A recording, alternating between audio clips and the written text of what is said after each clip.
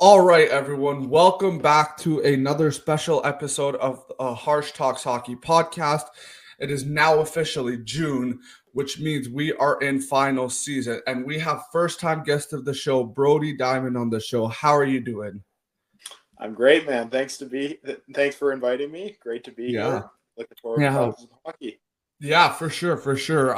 After what I think was a pretty one-sided conference finals in both the East and the West, we have a rematch set between the Panthers and the Oilers, which starts up on Wednesday for those who are watching now. Before we get into the finals, I want to talk about the conference finals. We'll start off in the East because I do think that was slightly more boring. The Hurricanes and Panthers. What are your thoughts on that series just off the bat?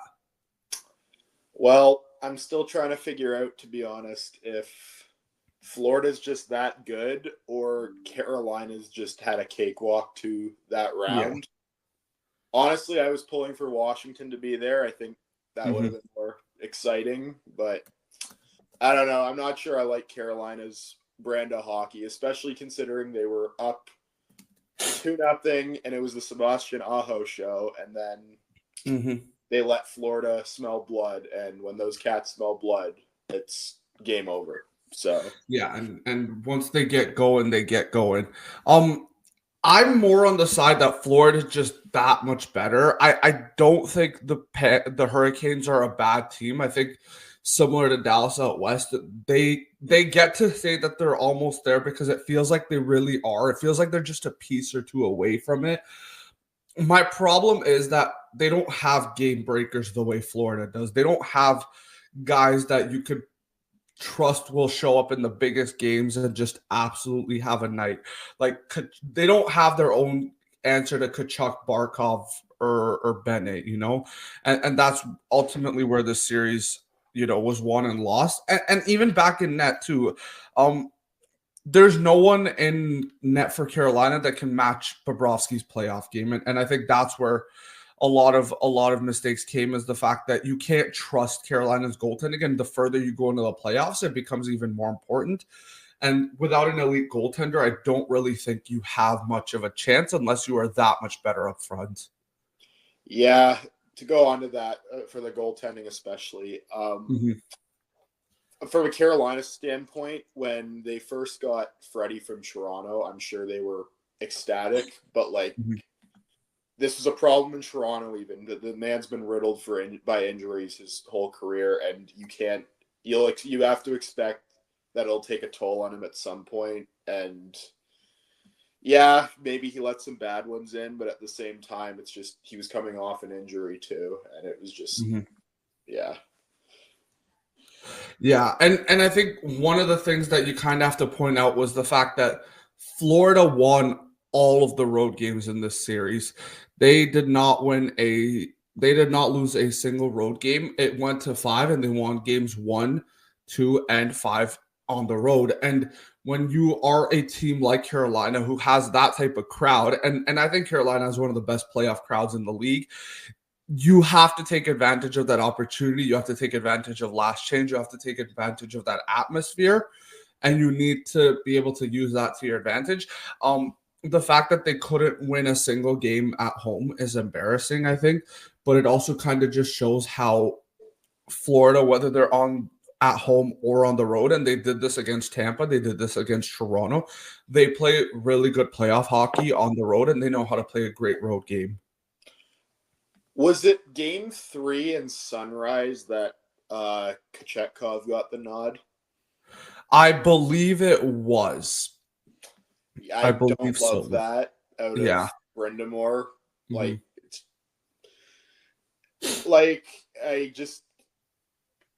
Sure, both of them are struggling, but unlike Edmonton, who had struggling goalies earlier in the playoffs, they have pieces up front.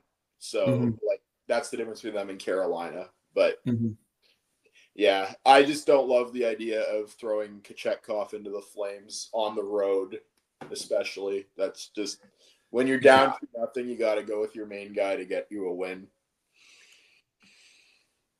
Yeah, and it also doesn't help that Florida's scoring was there. They were scoring 5 or more goals in most of these conference finals games, and when you're playing on the road and you're performing with these numbers, there has to be some sort of fight back. But where do you think, what was like the biggest flaw for Carolina in this series? What really went wrong for them throughout these games? Because I feel like it's not just one thing, but there is something that was fundamentally wrong with this team, as is, you could say about any opponent.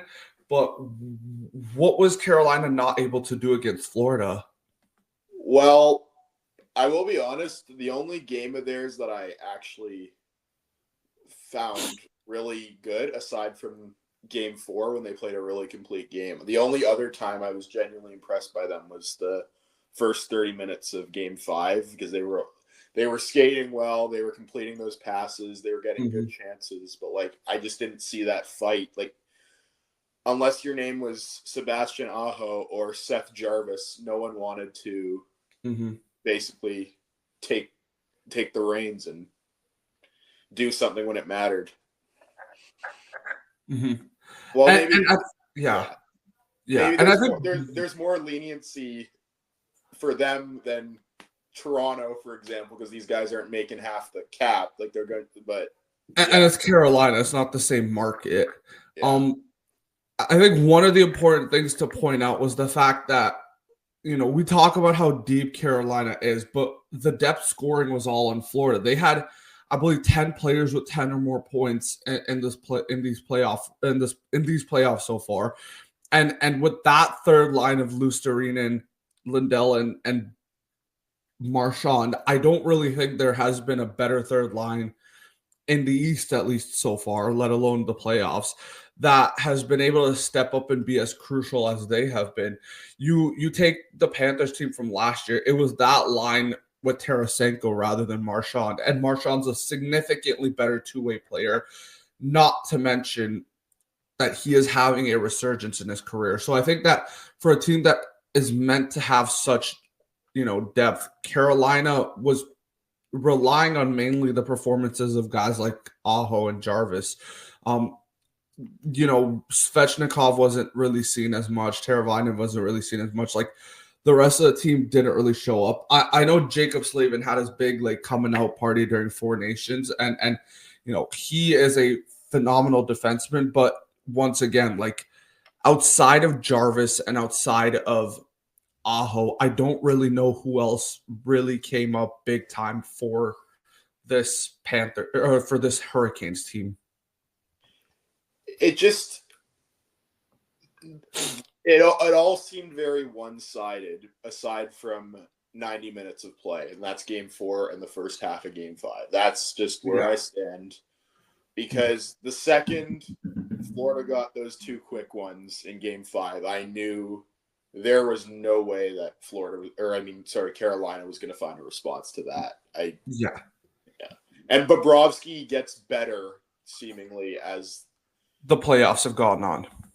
Yeah, not even that. Each series, Toronto, he struggled at first, but then as soon as game 4 occurred, he got more and more comfortable with the team. And little bias here, but I think Toronto is on paper is a way better offensive team than Carolina is. But yeah. And it also doesn't, help the fact that Florida's forechecking is so relentless, line in and line out. They do not give you space. Having a guy like Barkov as your first line center will help in that sense. People used to call him underrated until he became overrated. Now regularly wins the Selke, deserved or not, but he is a phenomenal player. And having someone like Verhaeghe and Bennett play alongside him, there's very few lines in the league that are better than that. So, in terms of matchups, they're line for line, I don't think Carolina really had the chance to adapt. Looking behind the bench, what makes Paul Maurice so much more, I don't want to say clever, but so much more playoff ready than someone like Rod Brind'Amour, because I'm going to be completely honest. Those press conferences from Rod, and I guess the same could be said about DeBoer, but we'll get to that. It kind of sounds like he's coping and he doesn't really know what to say, because it just seems like the Panthers have them figured out and they've played this Carolina team already. But what is Paul Maurice doing that's so much different than Rod Brind'Amour? And what has he done to figure out on the ice that Rod hasn't? Wow. Honestly, I just think, well, for Cup Finals appearances, what's absolutely crazy is Maurice is 3 for 3 getting there with his current job, and he never ever got anywhere close to that before. And honestly, I just think it's credit to, he finally has pieces to work with in Florida, guys who play his old school blue collar style of hockey, that knowing just how much you can get away with without actually crossing the line and getting called. And I think he's just, these guys want to win for him because he's been there since their, I don't want to say Cinderella run, because they beat the President's Trophy winners in the first round in 2023 and then made Toronto look terrible again, and then lost to a really good Vegas team. But I think these guys are just going to keep getting better, and the chemistry's there. Like Carter Verhaeghe, Barkov, Tkachuk, Bennett, like these guys are all Florida Panthers, and they're Maurice's Florida Panthers with the way they play. I think that's just what it is. Yeah. And that sort of buy-in, there aren't really a lot of teams that have that level of commitment to their system and their program. And it's so scary to see how well their trade deadline moves have looked. Seth Jones has become a better version of himself. Brad Marchand fit right in like a glove. Like, of all the trade deadline moves, could we really say there was a better fit than what the Panthers did this year? That they're really, off the top of my head, I don't really think I can name a trade deadline acquisition that has gone this well so far.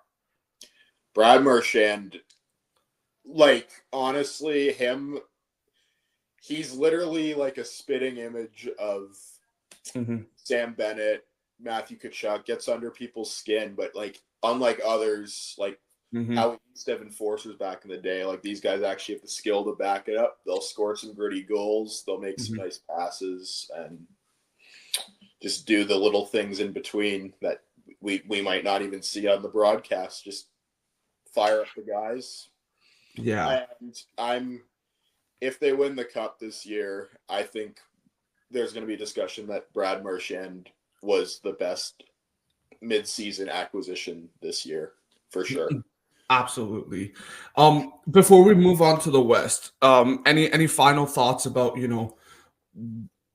what we have to say about this series and what it really says about these two teams?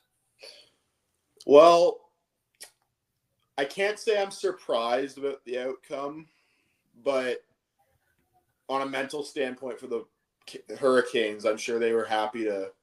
I'm sure they knew the back of the mind their terrible Eastern Conference Final streak, and I'm sure they. But yeah, the thing about the Hurricanes, though, and I know they get a lot of flack on Instagram and online for playing boring per se.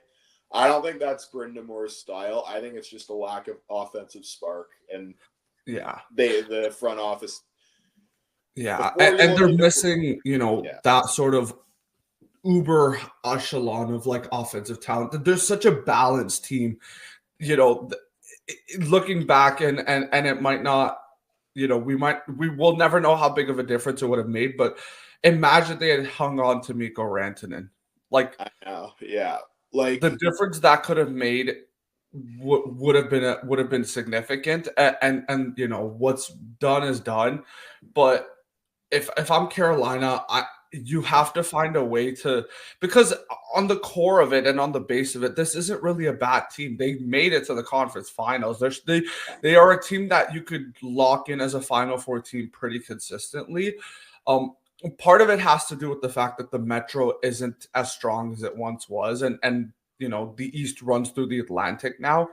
But part of it's also because, you have such a balanced team, but you need someone to score a big goal for you. And I don't think they have those type of guys. But I think that sort of wraps up my thoughts on this series. Let's move on to the West. What were your thoughts on this year's Western Conference Finals between the Oilers, the Edmonton Oilers, and the Dallas Stars? Because I genuinely, thought this was going to be a 6 or 7 game series. I still had the Oilers winning, but I thought it was going to be significantly tighter than this. Man, the Oilers look really, really good. This isn't even like the Dallas Stars were bad. This was just the Oilers did everything right, and they did it exactly in a way that shut Dallas's top guys down. Yeah, that really. Well, I predicted the outcome, maybe not in 5 games, but I predicted the winner as well. I'd be lying if I said I wasn't happy about the outcome, because I am very happy that one of the final 2 is a 50% chance of coming to Canada, which about time. But yeah, it's not to say Dallas is bad. Obviously, losing Rope Hintz there for the final. What game did he go out again? I believe it was game 3 or 4, I believe. That was a bit of a blow for sure. But we knew that the Stars were hurt from the first round. I mean, they were able to take down a team like Colorado without, Heiskanen or Robertson. So it's not like, they had a talent deficiency there. It was just a matter of not coming up clutch once again in those conference final moments. It's scary how similar both Dallas and Carolina's situation is, considering the fact that these are just teams that, they seem to be contenders every year, but they always come up against a team which is just too much for them to handle. Yeah, and I obviously think Edmonton is going to be good for quite a while, assuming McDavid stays put. I think we'll be seeing Edmonton in these talks for quite some time. Mm-hmm. But Dallas was definitely playing banged up. Like, props to them for getting as far as they have, especially who'd they get in the second round again? Forget off the top of my head. Dallas? Winnipeg, right. Yeah. Oh, Winnipeg, yes. They got Winnipeg. I don't want to discredit Winnipeg, obviously, and obviously nothing but love for Scheifele and his family and that whole team. But Dallas is the better team, and them, as well as so many others have done, made Hellebuck look not Team USA worthy, but but I was honestly expecting this series to go to at least 6 games. But I don't know. The games were still entertaining despite the scores and everything being lopsided. Mm-hmm. And I want to talk about the way that the Oilers have played so far in these playoffs. You could talk about how good McDavid and Draisaitl are for hours and hours, but what's really intriguing is the fact that their depth has stepped up big time. Corey Perry has 10 points in 16 games at like almost 40 years old, and he's going back to his finals. Bouchard has stepped up big time. Kane has stepped up big time. The defense has gotten better. Bouchard is arguably one of the best offensive defensemen in this league, alongside the fact that they're getting they've gotten Ekholm back, which only makes them stronger. So it hasn't really been the same situation as previous years, where it's just 2 guys. I think Edmonton's depth has a lot to be proud of. Also, the fact that like Stuart Skinner has sort of found his game back, which, even like half a month ago we were talking about if Pickard was the starting goalie for the rest of the playoffs, but nonetheless, Skinner has stepped up big time. What do you think the Oilers are doing that is just, making things so easy, making them look so easy to the other competition. Like everything the Oilers do, they just make it look easy.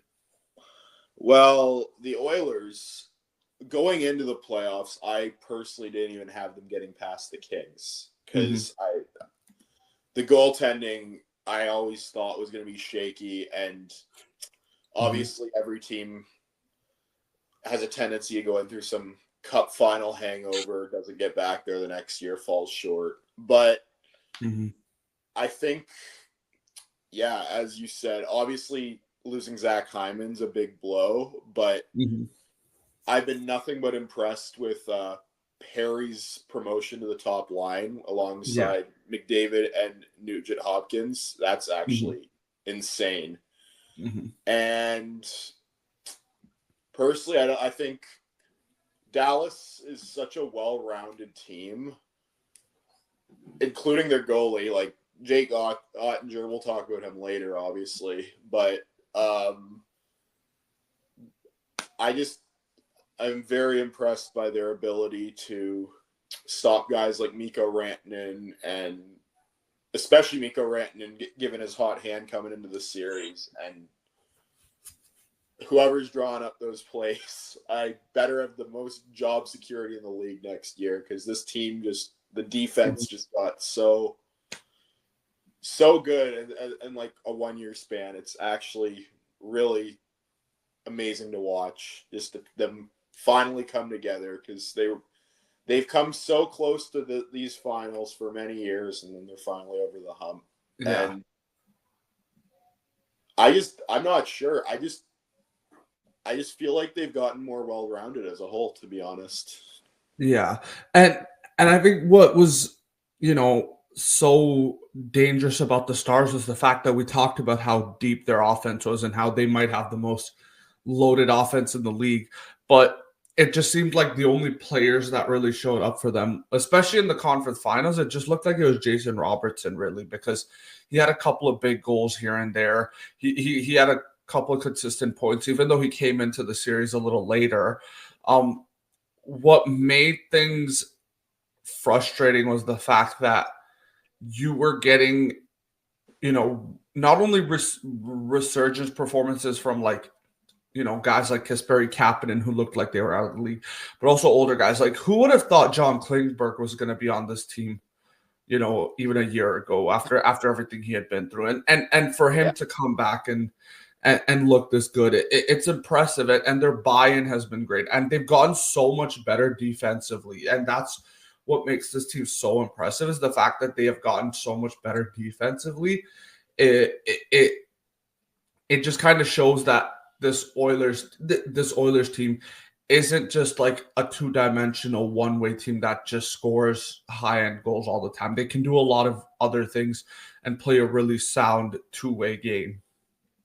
Yeah, and Klingberg has been really, really a bright spot, and it makes me so happy, because as a Toronto fan, having seen him go through everything last year, like play just a couple games and then not see the ice for like the rest of the year, including the Boston series last year, and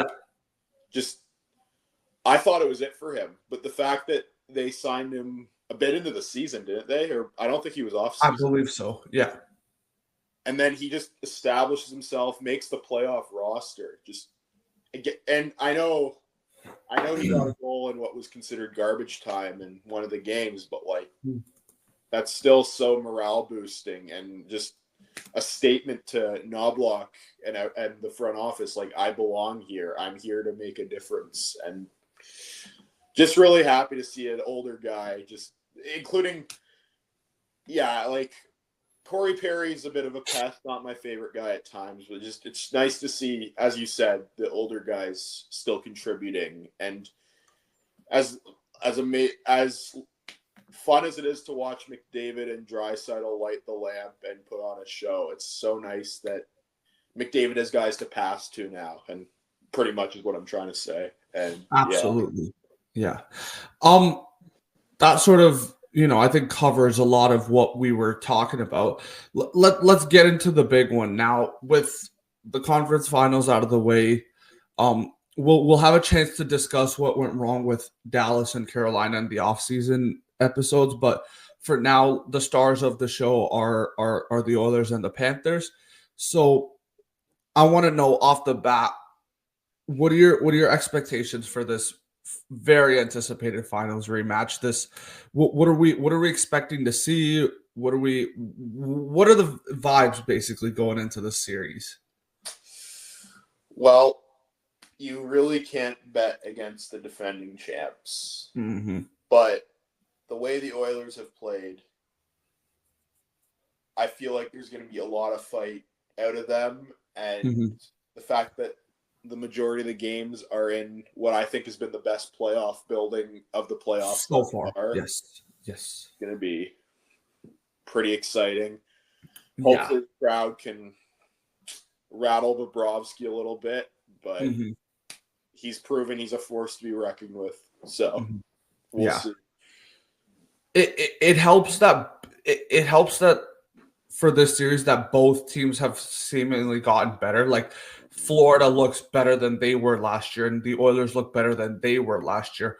And it's clear that these are the two best teams in the league right now. So, heading into the finals, what's one thing that Edmonton really needs if they're going to have any chance to win the series, and what is something that Florida needs if they're going to have any chance to win this series? Well, I'm going to start with Florida because, as we know, as we've seen against Tampa, Toronto, Carolina, and even against the Oilers last year, Florida likes to go up, then take their foot off the gas a little bit, and basically let the other team crawl back into the series. Pretty much. And Edmonton, I find, is way too scary to let them do that to you because they'll fire back in a hurry, as we saw last year. And Florida's gotten lucky doing that, because obviously Toronto, we don't need to talk about what happens in Toronto, and then Carolina, we talked about earlier, doesn't have that power. And then Tampa, just let's be real, no one had Tampa upsetting Florida. That just wasn't going to happen. But everyone talks about how Florida can hit you in a hurry. Edmonton can hit you in a hurry too, because there's been multiple instances these playoffs where they've gotten 2 goals in 30 second to a minute span, and just offense in bunches. I don't really know how big of a difference home ice will really make, considering the fact that the Panthers haven't had home ice for any of their series so far. They've been on the road against Tampa, they've been on the road against Toronto, they've been on the road against Carolina, and they're going to be on the road against the Oilers.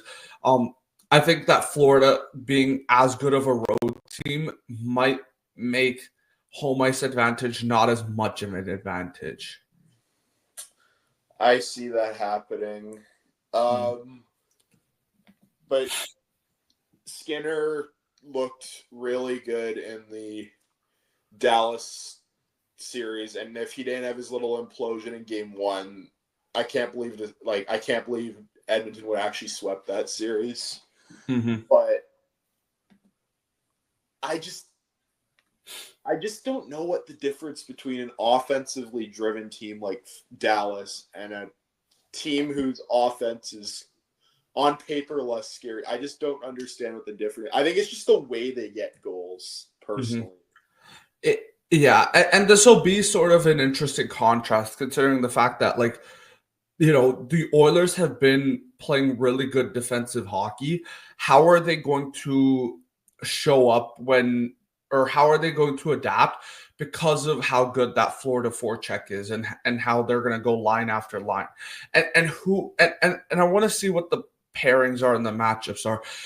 Who does Barkov spend most of his time against? The easy answer is you put Barkov up against McDavid, but then is the Kachuk line going to be enough to slow down Draisaitl and company? And then if you head down to the third line, Florida's third line seemingly has been their best line so far.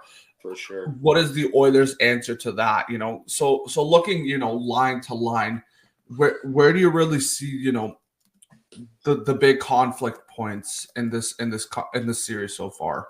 Well, I actually have the lines handy as of Florida had a practice this morning, and then Edmonton had one yesterday, so I can read those off real quick.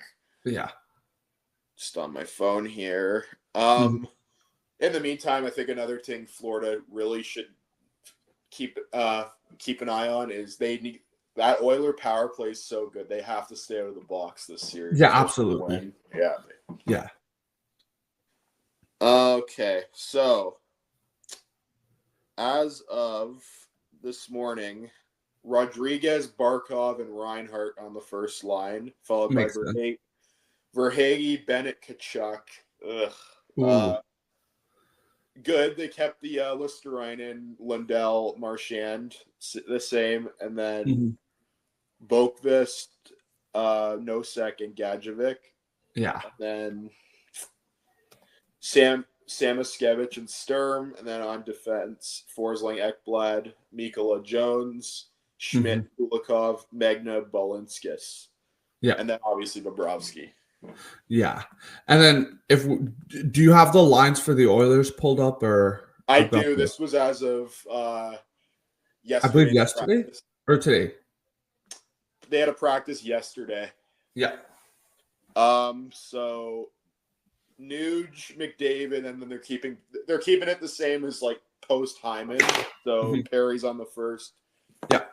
Kane, Draisaitl, Kapanen, Jeff Skinner, Adam Henrique, Trent Frederick, and then Podkolzin, Janmark, and Arvidsson. And then scratches, we have Brown, Ryan, and Jones. And then Ekholm and Bush, Nurse. Beautiful. And then also another really good offseason or trade deadline acquisition, Jake Wallman. Absolutely, Jake Wallman. So yeah.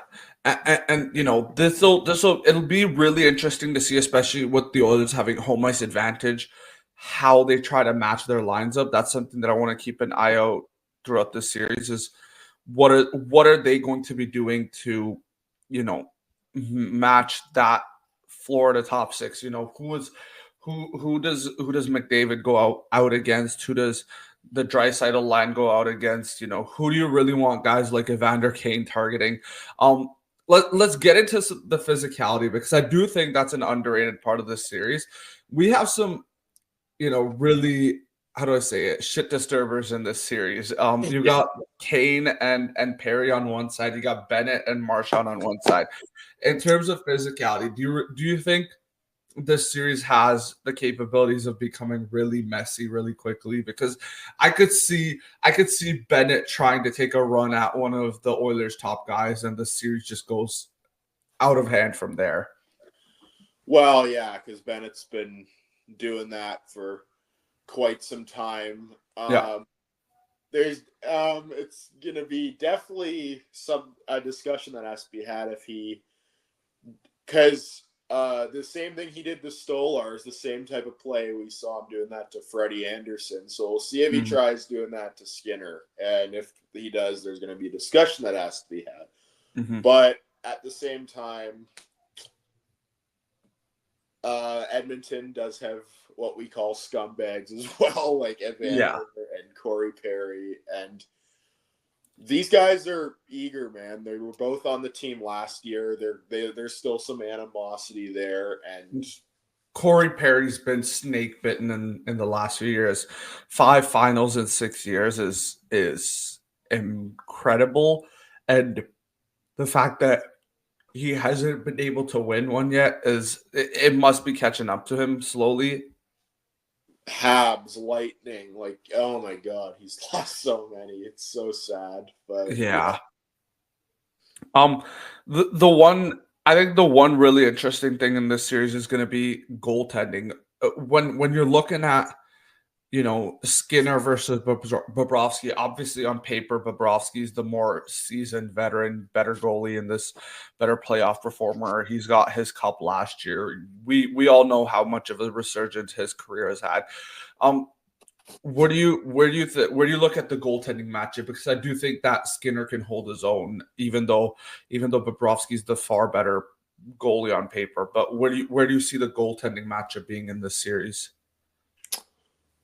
Well, I have both their stats handy, and the reason Bobrovsky looks so much more preferable is Skinner's had 10 games this playoffs. Bobrovsky had 17, where he's 3 shutouts, 2.11 goals against, and then a 912 save percentage, which is unreal over 17 games. Absolutely. Then Skinner, still a substantial amount. He's 6-4. And yes, a record does matter. So 2.53 goals against, the 904 save percentage. But Skinner's the bipolar goalie, so we don't know what we're going to get out of him. Mm-hmm. But he seemed to lose the second he won a game in the Dallas series, I believe it was game 3, like when they beat them 6-1. The second, and he made, I think, about 35 saves, if I remember correctly, that game. So he definitely can win without posting a shutout, but he also just needs to not overthink things. And hopefully, well, Florida hasn't been good on the power play this playoffs, but that doesn't mean Edmonton should take dumb penalties, because Florida will try and bait you into taking some dumb ones. You just can't fall for that. And watch your film, see what happens after whistles. Don't get too into that in post whistle scrums, and you should stay out of the box. Yeah. I think one of the things that the Oilers have done really good so far, and I think that'll be a strength to Skinner, is the fact that they've kept a lot of the opponent's shots on the outside. I think Skinner is his weakest when, people are screening him, when they're getting, pucks in front of the net, rebounds, when they're crashing the net. Like those types of scenarios is where Skinner scares me the most. If the Oilers want to continue to see success on the defensive side, they need to make sure to keep all their shots on the outside and keep them from a distance, and make sure that Skinner has a clear, lane to the shot, and being able to see the puck at all times. But, as we sort of think about this series, who's one player you want to see step up from each team, basically, like that you would hope to see more out of so far? Because there are going to be guys that people are going to start putting the magnifying glass on if they don't perform better. So who's one guy on the Panthers and one guy on the Oilers that you think should step up for their teams? Actually, a two-way tie on the Panthers. Well, he was a bit more effective, but still quietly effective against Carolina, and he was pretty silent in the Toronto series. But Matthew Tkachuk needs to be doing a little more, in my personal opinion. Mm-hmm. And also a bit quietly effective, but still, you could, for Four Nations guy, you might want to see a little more out of him. Sam Reinhart, for sure, as well. Yeah. Mm-hmm. Then it's hard with the Oilers because they're just firing on all cylinders. Yeah. Who would you... I didn't see Darnell Nurse. I don't know off the top of my head what happened to him. Is he suspended or something? Yeah, I think when it comes to the Oilers, it's a little harder to say because of how well-rounded they've been. Yeah, you're really trying to pick at scabs here, because there's not really much to critique for them heading into this playoff. I'd probably say I want to see obviously a little bit more from Darnell Nurse. I do want to see how Ekholm adapts to coming into the playoffs this late, because you're kind of just tossing him into the fire with the series without a lot of play previously and not a lot to go off of. So it'll be interesting to see. Obviously, he's a huge boost to that defensive core. He's a huge boost to having to Bouchard with him, and that'll be a big plus that I think the Oilers really appreciate. So for me, it's just a matter of fact of seeing how well does Ekholm come back and how well does he perform.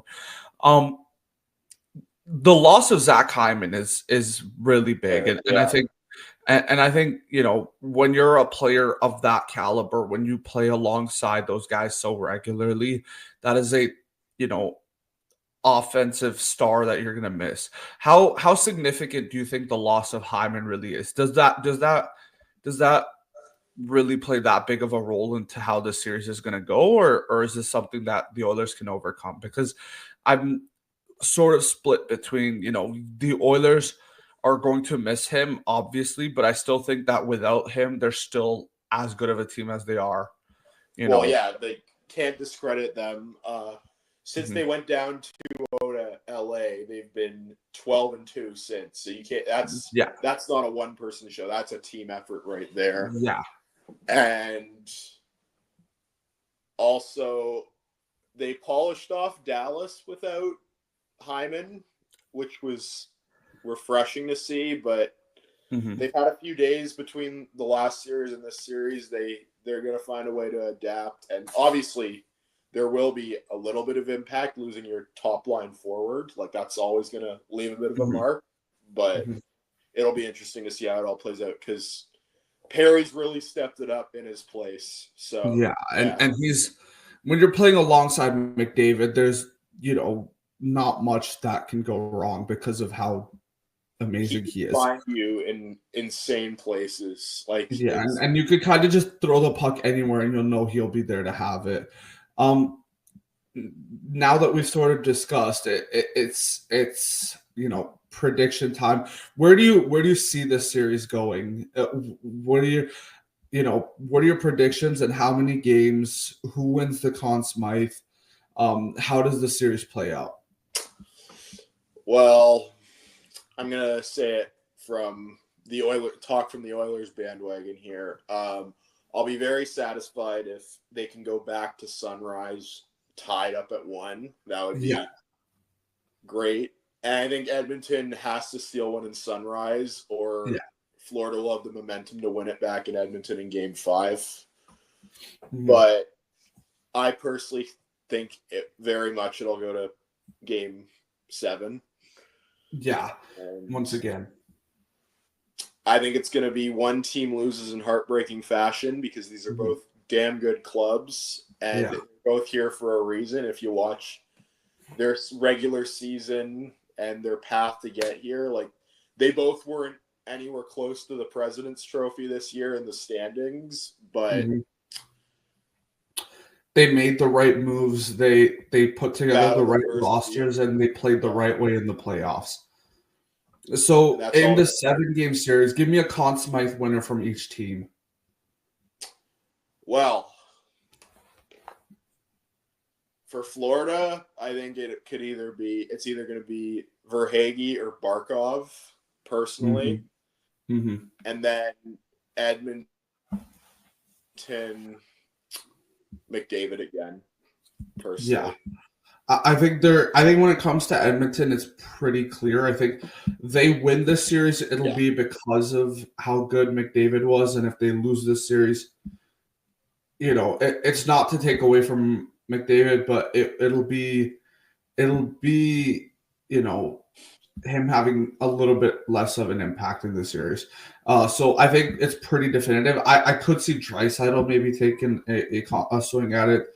But that'll depend on how the series goes. I think when you're both teams, you're looking to split the first 4 games. I'm thinking if you're Florida, you want to steal one in Edmonton, and if you're Edmonton, you want to steal one in Florida. That's the ideal scenario. Um, if one team takes both road, if one team can go into Game 5 up 3-1, that won't be the end of the world because after last year's finals, I don't count anything out. Between these two. So I think it'll be interesting to see where the series goes after 4 games. But if it were to be a Edmonton win, give me McDavid or Draisaitl. And if it were to be a Florida win, give me Barkov. And honestly, just for the fun of it, I want to see Marchand lift the consequence. I feel like he could have an amazing Yeah. final and just take the reins away. He's 3 points back in terms of like just overall points so far. That's He's crazy. At yeah. 36, 37 years of age, he's Yeah. Bennett has 10 goals in these playoffs so far and leads the team in goals. Wow. You know, that's for someone who's not known to be a goal scorer, that's pretty impressive. But nonetheless, that sort of is our discussion about the finals and conference finals. For those who are watching, and this episode will be up on Monday. The finals start on Wednesday. Thank you for coming on, Brody. Anything you want to having me. Plug in of yours or anything? Well, go Canada. Yeah, I guess so. But nonetheless, this will be a great final series. A lot to look forward to. And for listeners of the show, we will be back on once this series is wrapped and all said and done. And we can finally look onto the offseason and have some discussions about all the rest of the moves in the offseason, because it'll be a long season. It'll be a long offseason, considering all the big changes for a lot of teams coming in. But nonetheless, thank you for coming on. We will see how the series goes, and let's bring home the cup finally. Yeah. But thank you very much, everyone. You can find us on YouTube at HarshTalksHockey. You can find us on Instagram, as well as wherever you get your podcasts on all your platforms. Like, listen, subscribe, and we will see you next time. Take care.